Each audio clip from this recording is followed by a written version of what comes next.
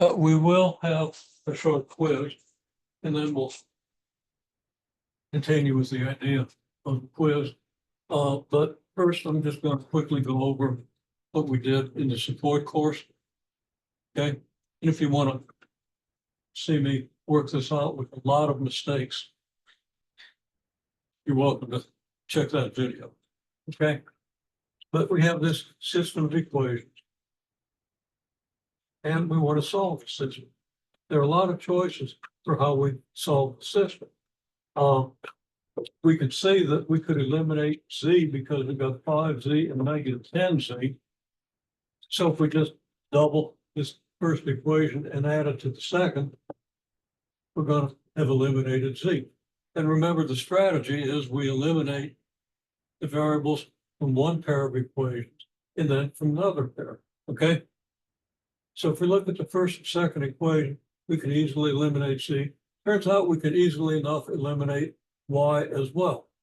Just multiply first equation by 2 and add it to the second. Same thing we would do for z, because it just so happens that y and z have coefficients, with the coefficient in the second equation being twice as big and negative from the coefficient in the first. So the result of that is, if we do 2 times the first equation, well, there it is, and then write down the second equation and add them, the z's add up to 0, the y's add up to 0, and we immediately get a solution for x. Well, that's fine. If we hadn't eliminated both y and z, we would still have obtained an equation in x and y. Then we could have chosen a different pair of equations and eliminated z. Second equation in x and y. As it is, we can just use x equals -1, plug it into the second and third equations, let's say. Okay, if x equals -1, we're going to get a -2 instead of x. That'd be 2 times -1, and then the rest of the equation. And if we substitute x equals -1 into the third equation, of course, we get -1 with the 2y, 3z, and -2. In this case, we just add 2 to both sides, and this equation becomes 8y minus 10z equals 18. We add 1 to both sides here, and adding 1 to -2 is going to give us -1. Of course, adding 1 to -1 is going to make that go away. We have 2y plus 3z equals -1. So now we have 2 equations and 2 unknowns. So we solve those. Okay, take the first equation, there it is, and we do -4 times second equation. Well, there it is. And -4 times 2 is -8. -4 times 3 is -12. -4 times -1 is +4. We add these 2 equations and we get 22z equals 22. -22z equals 22. So that z equals -1. We plug that back into the first equation. We could have used the second, it doesn't matter. We plug z equals -1 into the first equation, our 8. Yeah, our -10z becomes -10 times -1. So we have 8y plus 10 equals 18. And we quickly get the solution, y equals 1. I skipped a couple of steps there, but at this stage, it's very easy to solve for y. So there's our solution. X is -1, y is -1, and z is. That comes out nicely. So then we solve the equation again using the augmented matrix. And this takes a little bit of work, but here we go. Here's the augmented matrix corresponding to the system. You understand how to do that. Write the coefficients, dot the x's and y's and z's, and use a dotted line instead of an equal sign. We look at this equation and we know that our goal is to get, first goal is get a 1 here, and then use that to get zeros here and here. The easiest way to get 1 here, since we have a 1 in the third row, we just switch the 2 rows so that third row goes in the first row and the first row goes down here to the third. Then we subtract 2 times the first equation from the second, is 2, negative 2 times 1 is negative 2. Add that to 2, we're going to get the 0 that we'd like to have. And then we're going to do negative 3 times the first equation added to the third, is then negative 3, and 3 is going to give us 0. And that works out. Now, I normally do these things in my head with really good accuracy. Today, it's not so much the case. Okay, I don't know what it is. Slept on the wrong side or something last night. But I made a lot of mistakes of that type. So in the support class, I wrote out some of these solutions, as I said, away from where I'm doing the matrix. I wrote them down over here and then I erased them. So they're not there anymore. But in order to do these things accurately, and I think I still made a couple of mistakes, I wrote down the first row. Well, first, I wrote down the second row here.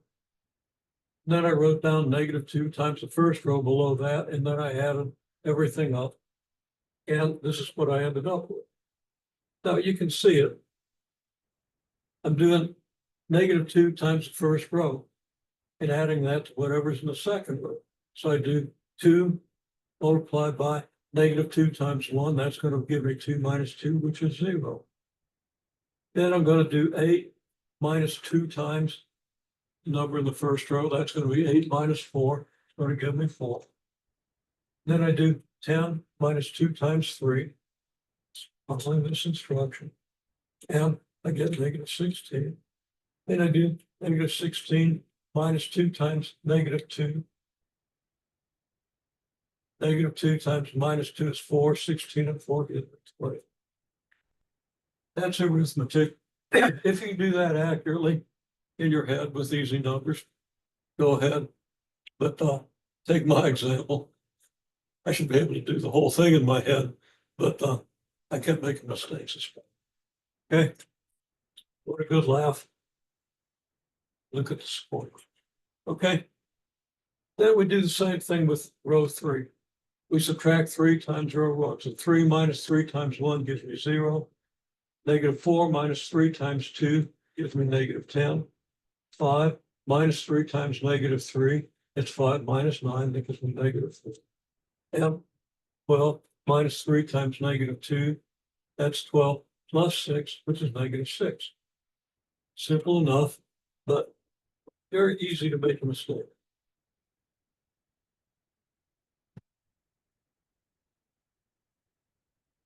Okay, at this stage, we've got the 1, 0, 0. The next thing we want is 1. Now, we don't want to mess with this 0. So the way to get 1 here is, well, it's in the second row. Here's my second row. Got a 0 here. I divide by 4, and I get 1. Now, of course, I've got to divide the negative 16 and the 20 by 4, which gives me 1 and negative 4 and 5. Okay. So I write down what I'm doing. Row 2 divided by 4. So I can always trace back what I did, and I can always remember what I'm doing, because, I get into the calculation, get a little confused in calculation, and forget that I'm supposed to be subtracting 2 times this from this.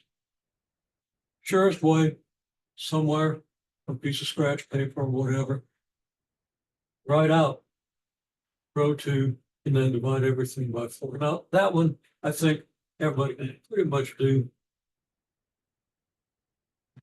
reliably. I'd still write it out. Gives me this. So now I've got my 1 and 2 zeros. Now I've got a 1 here. Okay. Now what I'm going to do first is I'm going to get the upper triangular matrix with 1s here, here, and here, and zeros below. And as you see, it's very easy to write out the solution to the equation. Just a little bit. So I'm not going to bother trying to get zeros above the diagonal. Now, I do go ahead and do that. I do that. But again, I've got my 1, 0, 0. I've got a 1. I'm going to get this 0. Okay, how do I get the 0 here? I've got a negative 10. Well, I add 10 times row 1 or row 2. Okay, so I do 3 plus 10 times row 3 plus 10 times row 2. Then 10 times 1 is 10, and negative 10 gives me 0. 10 times negative 4 is negative 40, and then minus 4 gives me negative 44. 10 times 5 is 50, and negative 6 gives me 44. And then I just do row 3 divided by 44, and I get 0, 0, 1, negative 1.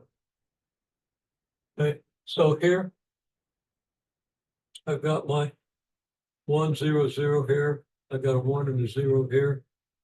I needed the 1 here, so I divided the negative 45 into both numbers. Okay, so I have row 1, row 2, 3 minus 3 divided by negative 44.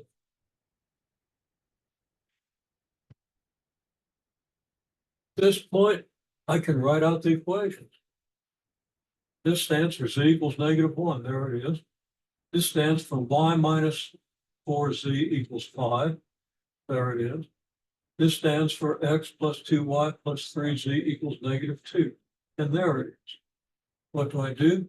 I plug z equals negative 1 into the equation right above it, which gives me y minus 4 times negative 1 equals 5. There it is. We multiply the 4 by negative 1, we get y plus 4 equals 5. Subtract 4 from both sides, we got y equals 1. So we very quickly get our value for y. Then take y equals 1 and z equals 1 and substitute both of those into the first equation, which gives us this equation that I won't read to you.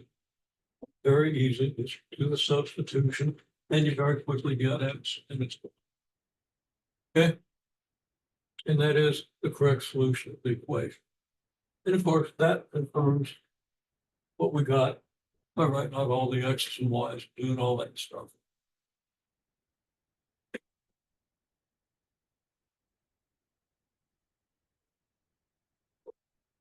Now, if we want to continue and do the final form, which you've seen in Open Math,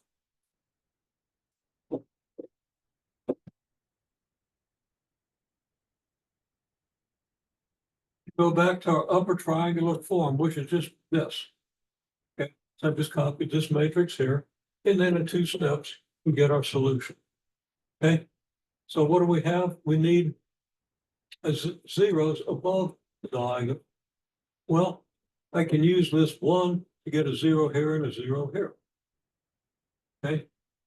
For row 2, I add 4 times row 3. 4 times 1 and negative 4 gives me 4 minus 4, which is 0. And then 4 times negative 1 is negative 4. Add that to 5, we get 1. So that row 2 plus 4 times row 3 gives me 1, 0, 1, 0, 1. And then I do row 1 minus 3 times row 3. Why? Because if I multiply this by negative 3 and add to this, I get 0. So negative 3 times 1 is negative 3 added to 3 gives me 0. Negative 3 times negative 1 is positive 3. I add that to negative 2, I get 1. Well, then finally, I want to have a 0 here. So I simply take the first row and subtract double the second row. Okay, so -2 times 1 is -2. I add that to 2, I get 0. -2 times 1 is -2. I add that to 1, I get -1. And there's my solution.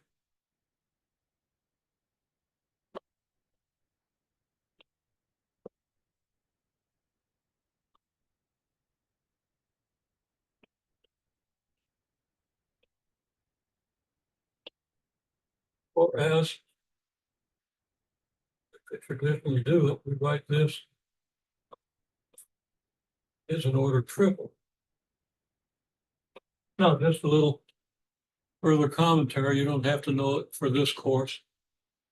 But you know that if I have two equations and two unknowns, that gives me the point where two lines cross, right?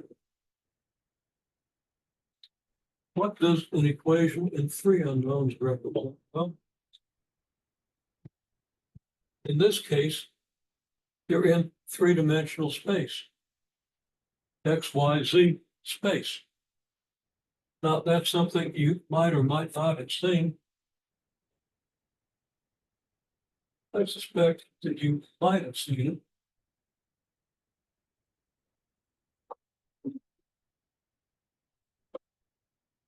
Just to illustrate a little further,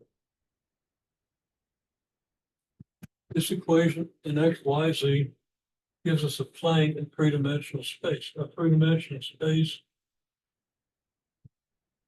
can be visualized with a coordinate system. Or maybe X is here, Y is here, and Z is here. The solution of this equation is a point in three-dimensional space. It's a point where X equals -1, Y equals 1, and Z equals -1. Okay? Now,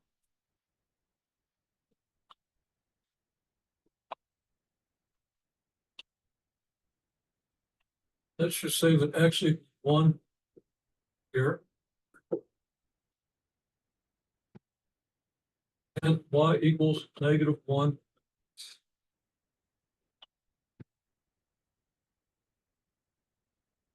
So right here is the point we'll call 1, -1, 0, because everything in the XY plane has Z coordinate 0. Now, this point here has Z equals -1, not 0. So we simply move down 1 unit. And this is the point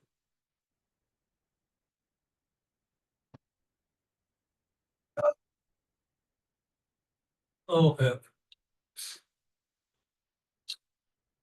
See what kind of shape I'm in here today. Bear with me, I do apologize.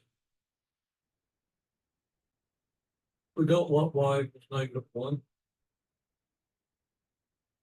Because Y is 1, isn't it? So there's X equals 1, and Y equals 1 would be like here on the Y axis. And this line runs parallel to the X axis. Now, these lines don't look like they make a right angle, but this is kind of what you'd be seeing if you saw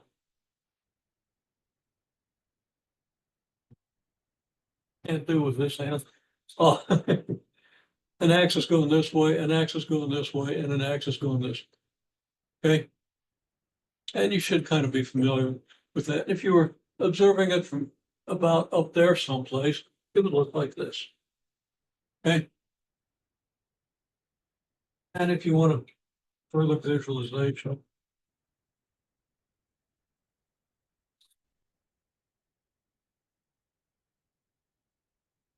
just think of a box of three dimensions, right?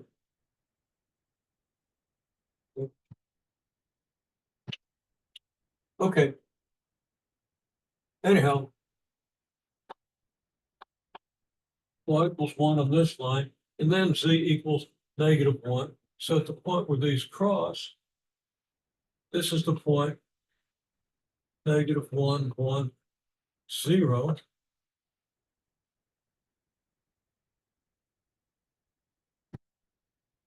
And then we go down 1 unit.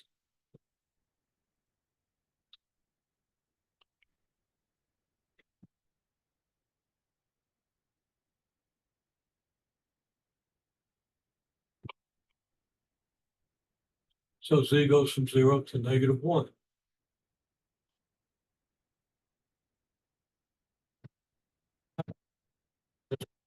You really do want to be able to visualize 3 dimensions, so I'm kind of doing this as a little original, I guess. The geometric interpretation of this is we have 3 planes. Okay. This plane is going to have 3, negative 4, 5. Going to be about like this. Okay. Smash with feet of glass.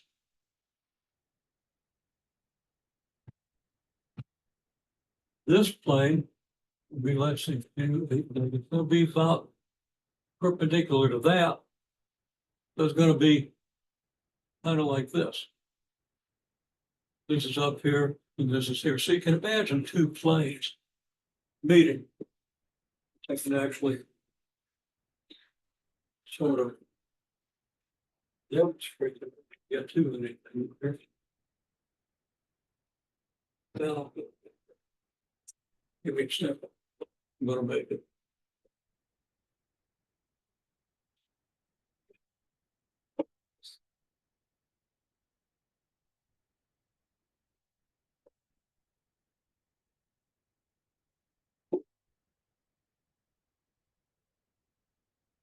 Okay, so it's like you got 1 plane in this direction and another plane that's kind of like this.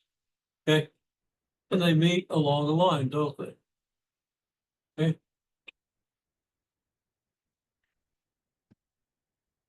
And then you got a 3rd plane. This plane would be about like so. Okay. Now, the line where those other 2 planes meet goes on for a while, but this plane intersects it, meets that line, and it turns out that it meets that line at this point. I'm not going to attempt to draw 3 planes intersecting. If you want to see a picture of 3 planes intersecting, just type it in. Picture of 3 planes intersecting. Okay. It's worth looking at because it's directly related to this. Okay. Now that's all we're going to do with this, but I'm going to write a problem down here that I want you to work on as a quiz.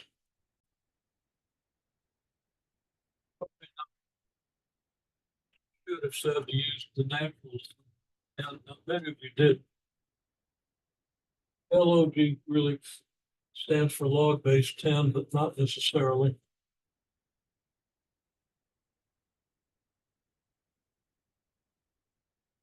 So what I'm asking you to do is sketch a graph of this table and then sketch a graph of this table where I didn't give you the natural log of y value. Okay, so you had to use your calculator to get them.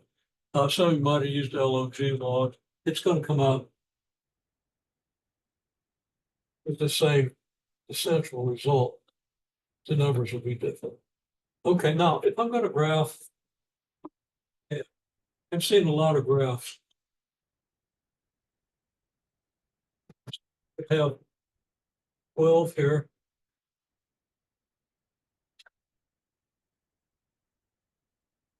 And 24 here. What's wrong with that? Let's discuss that for a minute.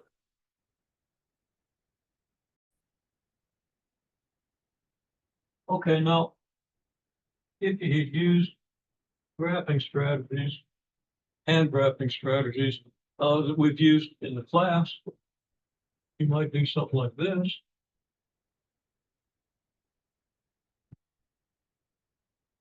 Take your biggest y value, which is 24, and draw a line there for y equals 24, right? And then You should notice that 12 is half of 24.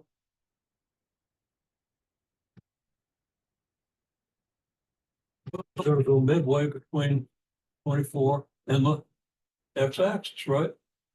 And I still think I, from my perspective or whatever excuse I want to use, my 12 is still a little bit too high, isn't it? Okay. So I'm actually going to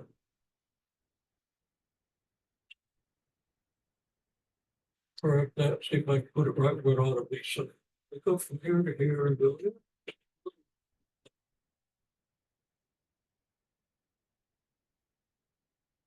Might have been that's more accurate the first one.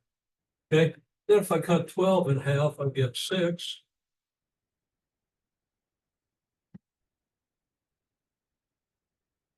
And if I cut that in half, I get y equals 3, right? Now, alternatively, said, well, it's going to be easier to cut these numbers in half if I use a power of 2. 2 times 2 is 4, times 2 is 8, times 2 is 16, times 2 is 32. So y equals 32 would be the first power of 2 that's bigger than 24. Then I can divide 32 in half. That would be next lower power of 2, that would be 16. And I could divide that in half. And I get y equals 8. And then I can divide that in half to get 4.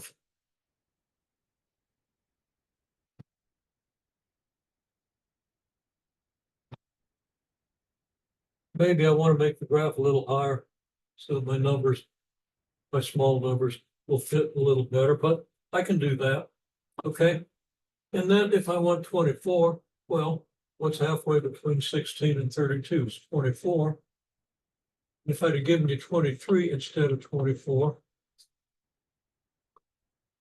it would have been just below that like this 24 line, right? So now we can pretty much estimate any of these. So I'm going to use this graph, and my x values go up to 12. Okay, so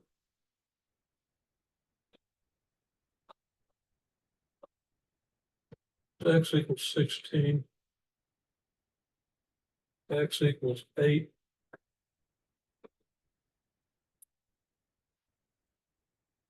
and x equals 4. So x equals 2, well, that's halfway between 0 and 2, and y equals 3, which is just a little lower than 4. So I'd have maybe a point here. And then x equals 5, well, that would be between 4 and 8, but much closer to 4. And 5 would be a little more than y equals 5, would be a little more than y equals 4. So probably a point about here. And then x equals 7. Well, that's a little bit less than 8, but now y is all the way up to 12, which is halfway between 8 and 16. And then for x equals 12, which would be halfway between 8 and 16, I'd be all the way up here at 24. And my graph would look like this. Now, what kind of a function does that look like? Is a quadratic function plausible? Yeah, figure squaring graph. Does that look like it might be part of a squaring graph? That's plausible. Okay. Does it look like it might be part of a reciprocal graph? Yes or no? Well, reciprocal graph looks like this. That doesn't look like it's any part of this. Okay. Now maybe if you flip the reciprocal graph a certain way, it does have a curve that could resemble this. Okay. But you probably would not think of reciprocal. How about exponential? Yes or no? See everybody voting. I mean, what do your functions look like? You know, you got your quadratic function, got your reciprocal function, got your exponential function. Okay? Now you might say it looks more like a parabola than an exponential because it's steeper, but that just depends on how you do your graph. Put x equals 16 all the way out here, it's going to be a pretty flat graph, isn't it?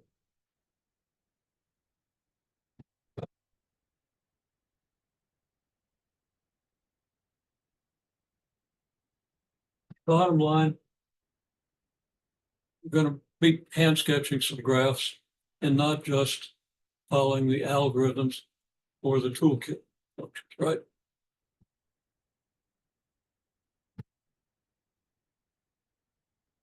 So you don't want y equals 12 to be up here next to y equals 24. Okay? We need simple scales. My best advice is pick the power of two. Just start 2, 4, 6, 8. Sorry, 2, 4, 8, 16, 32, 64, 128, 252, 556, 512, 1024. You know, those numbers are easy to cut in half. And if you cut them in half, that kind of gives you some guidelines where the rest of the numbers are. Okay, so take that for what it's worth. Okay, let's do this graph. Okay, well, here is. Now I'm just going to kind of make a copy of this graph.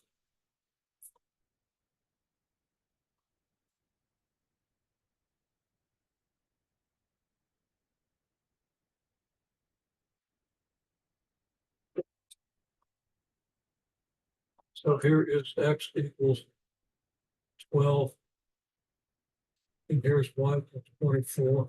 Everything else pretty much follows that pattern. So this is y versus x. Natural log of y versus x. Okay, well, our x values go out to 12. And I can cut 12 in half a couple of times, so I'll go ahead and use x equals 12. Because then I can easily get x equals 6. And then I can easily get x equals 3. Okay. Then, if these are are these close to the numbers you got, like 0.69 and stuff like that, or did you get a number like 0.3 or something? How many got like 0.69 for the first one? How many got like 0.3 or something like this? Everybody's got a table, nobody's telling me anything.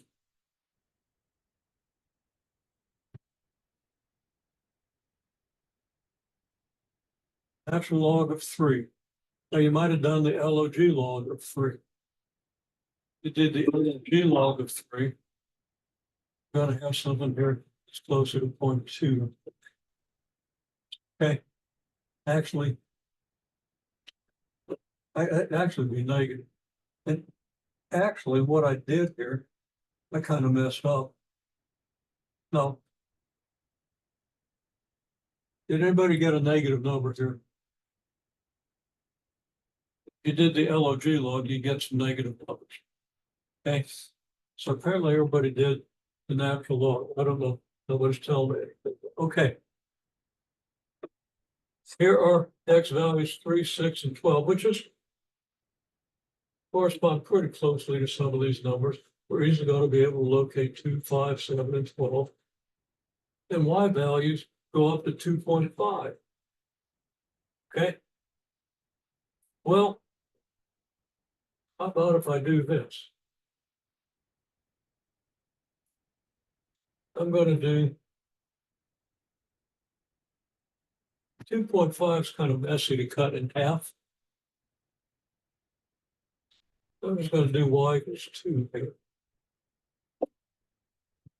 Cut that in half. Most of you know half of 2 is 1. What goes that?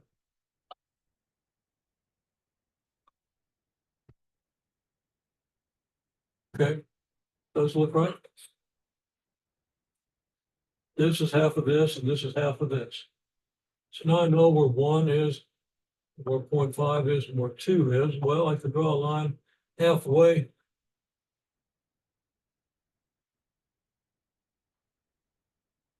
Between 1 and 2, I get 1.5.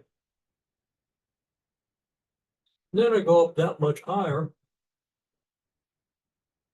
and I get y equals 2.5.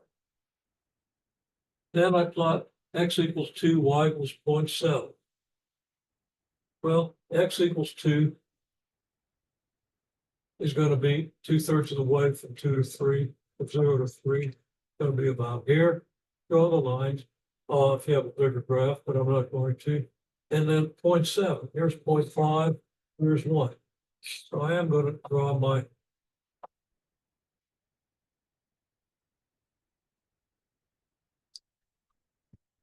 equals 0.7 line. And this is my x equals 2 line. I don't really have enough room to label it. Okay, so there it is. And x equals 5. That's just, 1 unit to the left. X equals 6. And I would get 1.6. Okay, well, 1.6 would be a little more than 1.5. Y equals 5 would be about here. Then y equals 7 gives me 2. So that's going to be about here. And then y equals 12 gives me about 2.5. That gives me a point here. These points lie fairly close to a straight line. A straight line should probably be a little steeper. I didn't do a real good job with it, but it should probably just be a little bit lower.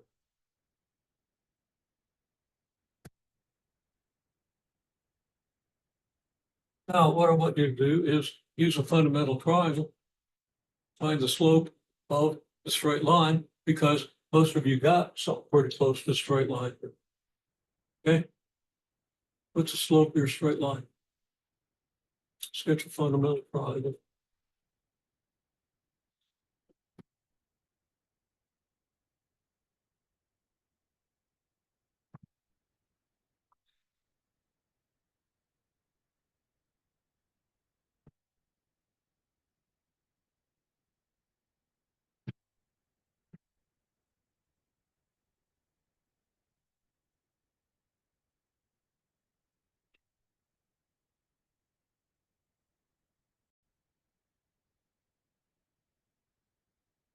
Okay, now I hadn't intended to spend this much time on this, but we do need to maybe review a few things that are that hope have straight on the exam. Okay. Fundamental triangle to find the slope. I would pick 2 points on the line. I would pick maybe this point and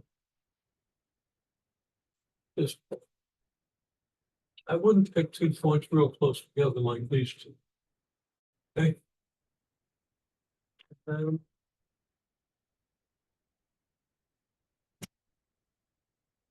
I'd sketch the drawing. And I'd label it. Now, you're going to be asked at one point or another, almost certainly, for a labeled fundamental triangle. And people are a little bit lax on labeling it. I've given you explicit instructions on how to label it. So just to enlighten you once more, just to make sure that everybody can get full credit on that fundamental triangle, you're going to label.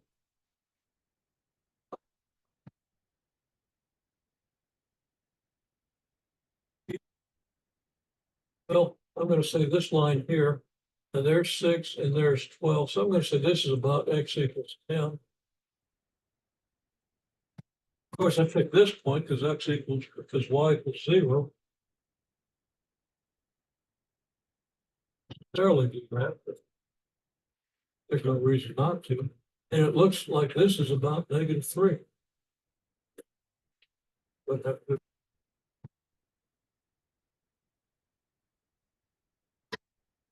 So there's the line, x equals -3. And up here, I'll extend this out here a little bit. So y equals, it's between 2 and 2.5, and it's pretty close to 2.5, so I'll just say 2.4.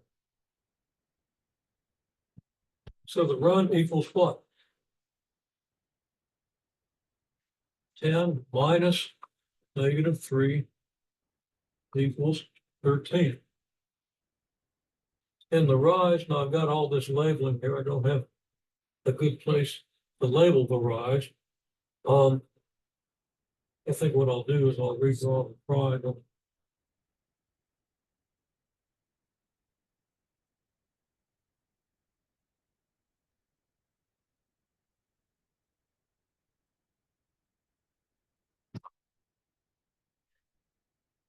And rise would be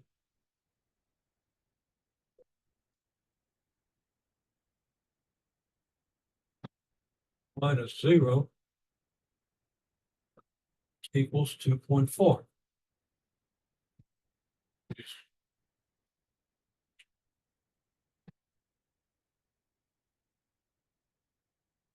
Well,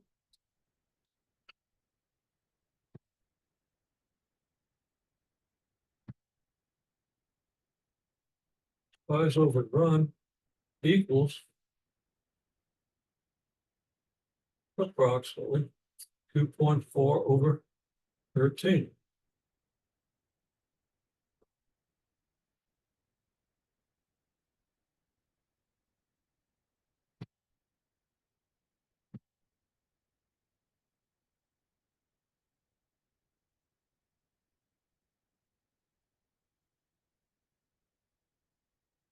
(0.18).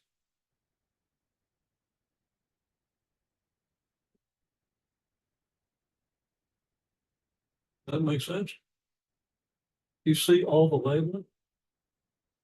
You see the things that I've wanted you to write out every time you do a fundamental triangle? So you're not rusty on it when you get to the exam or when you get in class and need to use one, okay? I take that lesson. It's a little late to go back and do all that on all the problems that you've done. But in future math courses, write things out. Retain it. For most people, if you're writing things out and not saying that you're retaining them better, could be that you're just misinterpreting what you see. It could be that really doesn't help you and you find some other way, okay? But I think for 90% of the population, that bypasses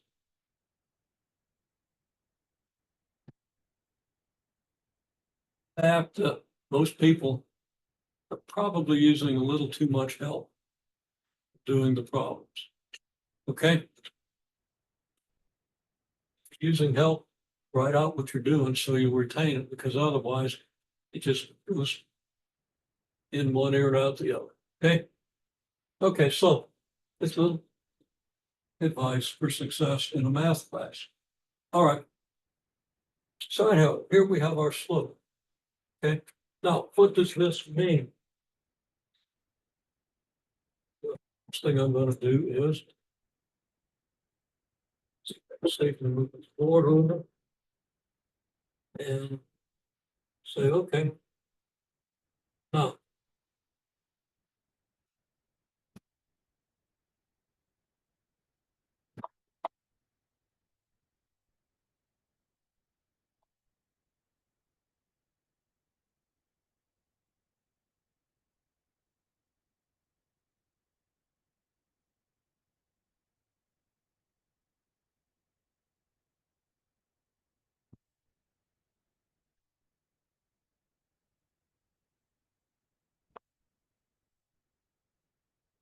get a decent straight line for y, natural log of y versus x. So what do we do when we get a straight line? We find its equation.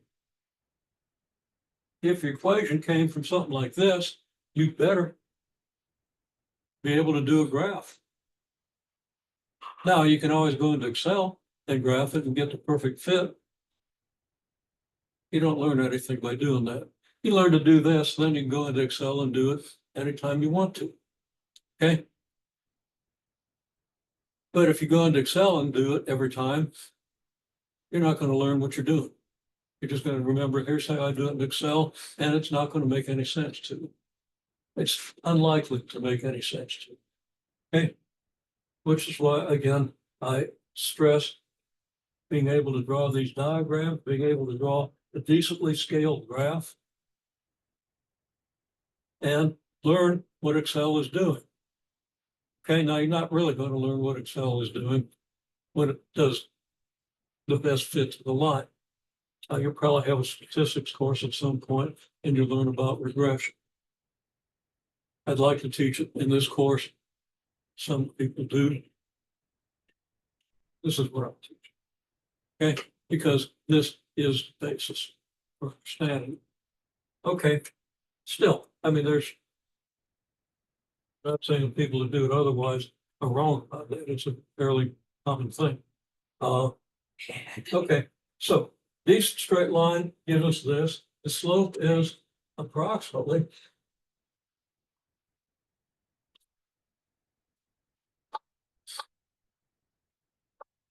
0.18, and the y-intercept is, what's it look like the y-intercept is there? It looks close to 0.7, doesn't it? Okay, now I think it's a little high, so I'm going to fudge a little bit. I'm going to say y-intercept is 0.6. So I think that would be more accurate. If I had used a straight edge and done a better job of fitting the line, I probably would have ended up with something like 0.6. I'll say one more thing. Oh, no, this is not proof. Okay. I almost set this thing up to be perfect. Okay, so y-intercept is 0.6, slope is approximately 0.18. So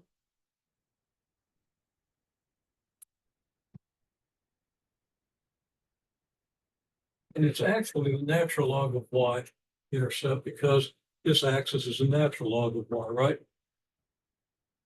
Well, I don't want to confuse the issue. I'm going to say the vertical intercept.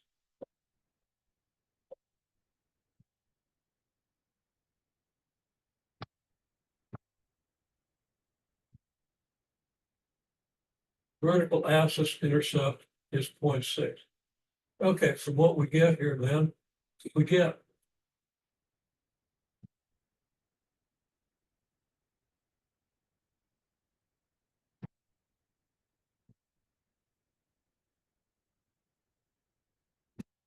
equation of this line is natural log of y equals mx plus b.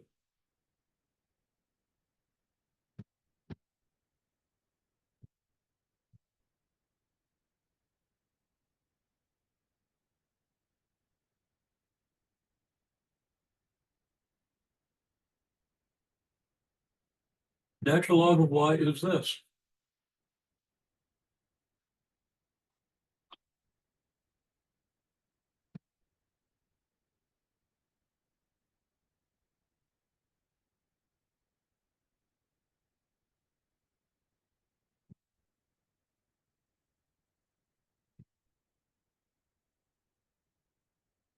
Natural log of y equals this. That's log base b. At log base e of y, that translates to this exponential. And let's just make sure you might be a little fussy on that.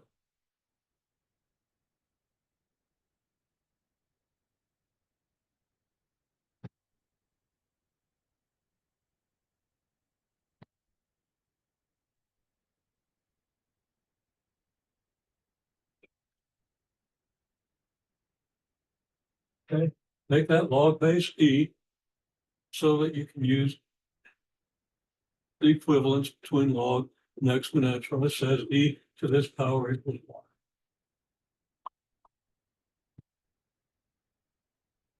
That's what I wrote out before, but decided I do the intermediate step. Okay. Well, by the rules for exponents, this is e at 0.18x multiplied by e to the 0.6. Now, e to the 0.6 is about is 1.7. Whoa. Yeah, e to the 0.6, about 1.7. I'm going to say it's about 1.9.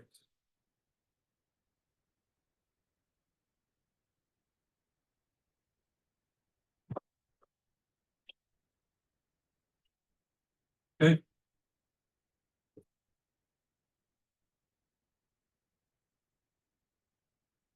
Now, if I then test this against this table,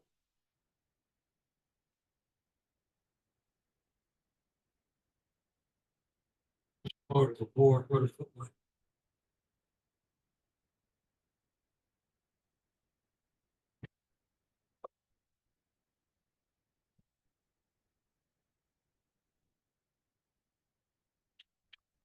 so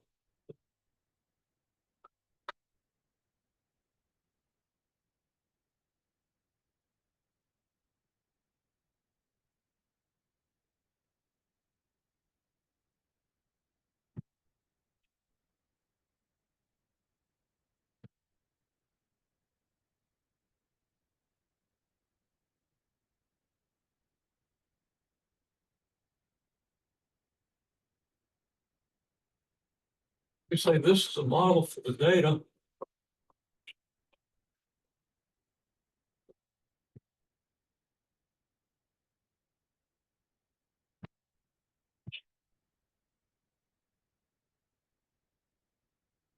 Okay.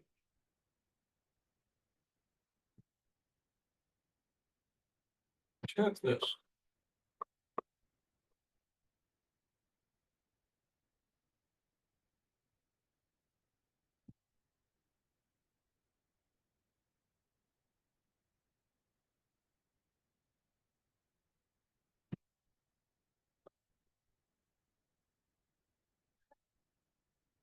Okay, well, can you plug 2 into this function? Let's take a calculator. Do 1.9 multiplied by e to the 0.18x. See what you get. I'll estimate. It'll be like 0.36, 1.9 into e to 0.36. Can be a little higher. Um,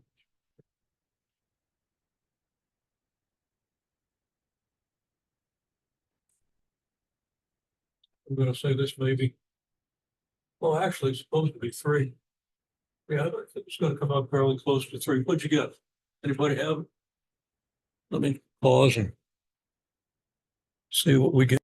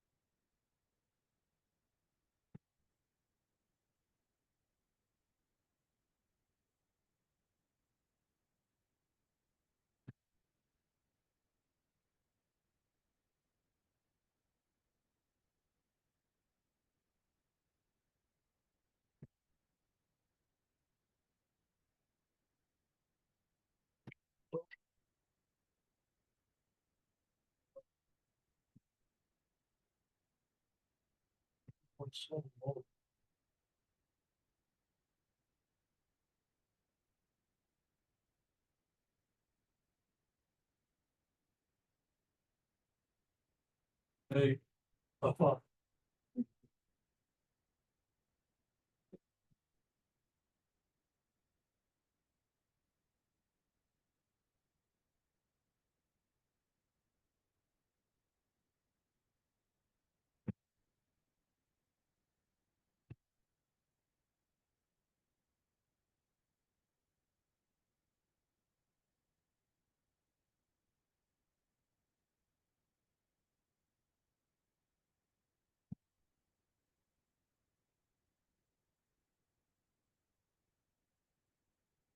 Your expression should be 1.9 e to the 0.108 times 2.018.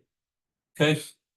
You're having trouble with your calculators, probably because you don't know that you need to put parentheses around your exponent, because then your exponent becomes just a multiplier of whatever you're calculating, okay? So I put that and use the e to the x button to do this. And you should come out with around 2.7.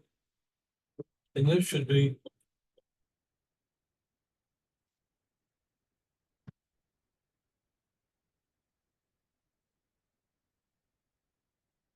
the same thing, but you multiply the 0.18. It's 0.18, not 0.018.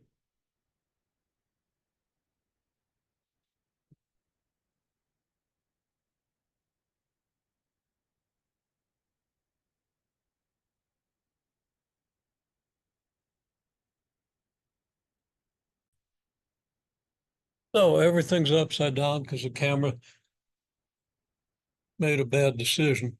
And I don't even know how the camera's showing the board because it pointed at somebody's feet over here. And your feet are not on camera. And I'm upside down. I don't know, but I'm not going to get in front of the camera because that'll be really confusing. But I'm just going to say that for homework, I'm going to cancel the last assignment. Okay. I think, let me just double check this.